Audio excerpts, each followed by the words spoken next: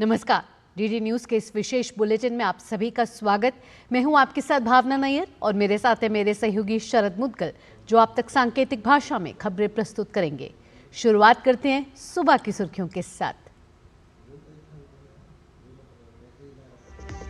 Israeli गोलीबारी में गजा में करीब 60 लोगों की मौत। इजरायली सेना ने कहा, अराजकता को काबू करने के लिए चेतावनी के तौर पर की गई फायरिंग।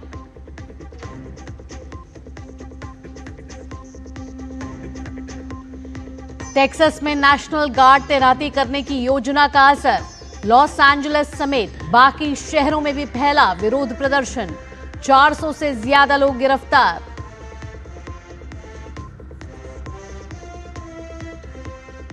इस साल के अंत तक भारत और यूरोपीय संघ में मुक्त व्यापार समझौता संभव। विदेश मंत्री डॉक्टर एस जयशंकर का बयान। ब्रसेल्स में विदेश मंत्री ने आतंकवाद पर भी जताई चिंता।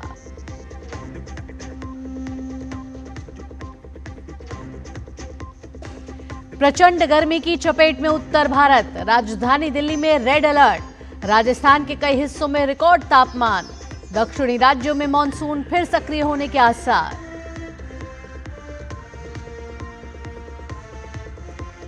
और बड़ी संख्या में अमरनाथ यात्रा में शामिल हों श्रद्धालु। जम्मू कश्मीर के उपराज्यपाल मनोज सिन्हा की अपील। सुरक्षा को लेकर लोगों को किया आश्वस्त।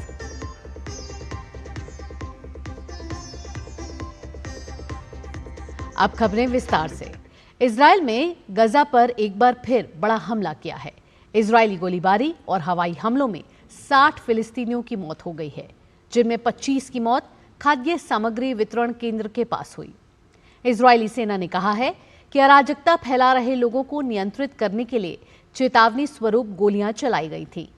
किसी को सीधे गोली नहीं मारी गई।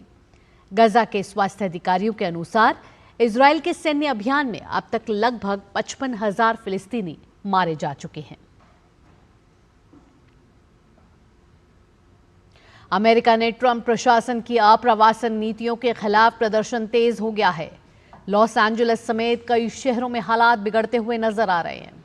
San Francisco, Seattle, Houston, Dallas, San Antonio और वॉशिंगटन डीसी में विरोध प्रदर्शन हुए हैं।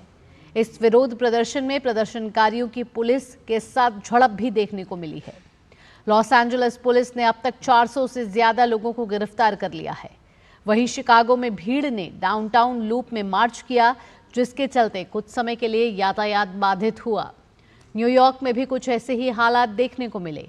टेक्सास के गवर्नर ग्रेग एबॉट ने विरोध प्रदर्शन को देखते हुए टेक्सास नेशनल गार्ड की तैनाती के आदेश दिए हैं।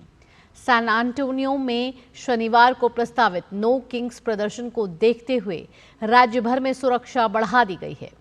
कैलिफोर्निया की ओर से नेशनल गार्ड और मरीन की तैनाती पर रोक लगाने के लिए दायर याचिका को संघीय अदालत ने खारिज कर दिया है।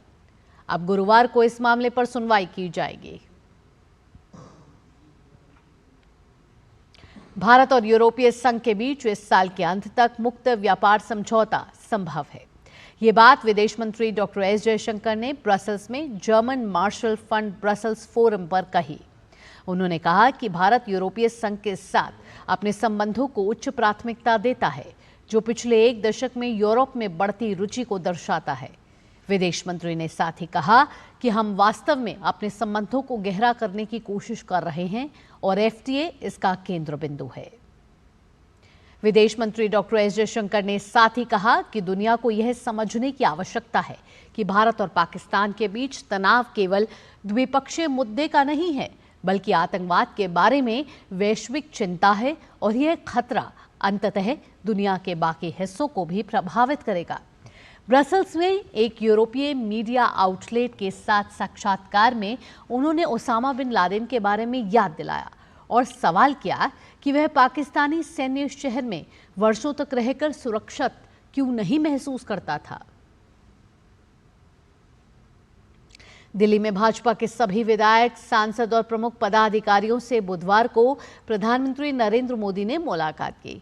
मुलाकात की तस्वीरें सोशल मीडिया प्लेटफॉर्म एक्स पर साझा करते हुए प्रधानमंत्री ने बताया कि दिल्ली भाजपा के सांसदों, विधायकों और अन्य नेताओं के साथ बातचीत हुई है और दिल्ली के लोगों के जीवन की गुणवत्ता में सुधार लाने के तरीकों पर व्यापक चर्चा भी हुई। पूरे उत्तर भारत में गर्मी इस समय 7वें आसमान पर है। राजधानी दिल्ली में गर्मी चरम पर है। दिन तो क्या, रात में भी गर्म हवाएं चल रही हैं। लू के इस प्रकोप के कारण दोपहर में सड़कों पर सन्नाटा दिखाई देता है। मौसम विभाग की माने तो अगले 2 दिन दिल्ली में जबरदस्त हीट वेव होगी और इसे लेकर रेड अलर्ट भी जारी कर दिया गया है।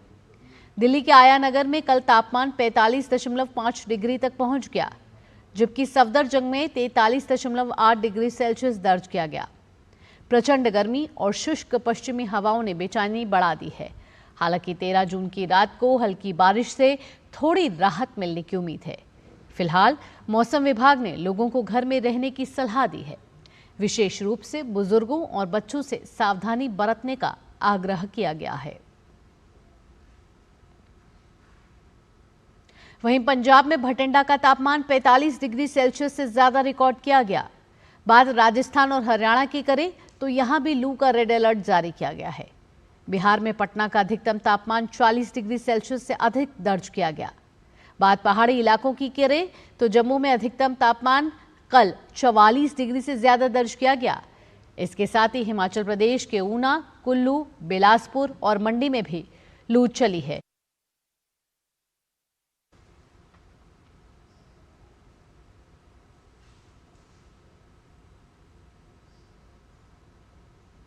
जम्मू कश्मीर के उपराज्यपाल मनोज सिन्हा ने बुधवार को पवित्र गुफा में पहली पूजा की।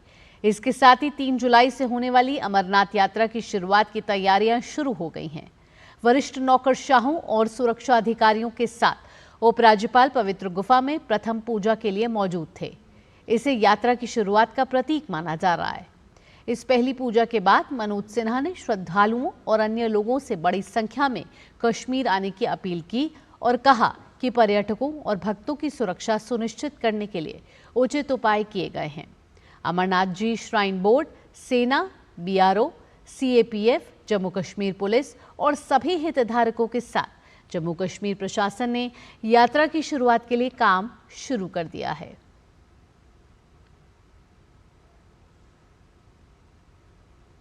भारत की पैदल चाल एथलीट प्रियंका गोस्वामी ने सत्र की पहली जीत दर्ज करते हुए इंसब्रुक में ऑस्ट्रियन रेस वॉकिंग चैंपियनशिप में महिलाओं की 10 किलोमीटर दौड़ में पहला स्थान हासिल कर लिया है। गोस्वामी ने 47 मिनट और 54 सेकंड का समय निकाला। उनके नाम 20 किलोमीटर रेस वॉक में 1 घंटा 28.45 मिनट का राष्ट्रीय रिकॉर्ड है। World test championship WTC final के पहले दिन का खेल गेंदबाजों के नाम रहा। लंदन के ओवल मैदान पर खेले जा रहे इस हाई वोल्टेज मुकाबले में कुल 14 विकेट गिरे, जिससे मुकाबले का रोमांच और भी बढ़ गया। पहले बल्लेबाजी करते हुए ऑस्ट्रेलिया की टीम 212 रन पर सिमट गई, जिसके जवाब में दक्षिण अफ्रीका ने स्टंप्स तक 4 विकेट पर 43 रन बनाए हैं।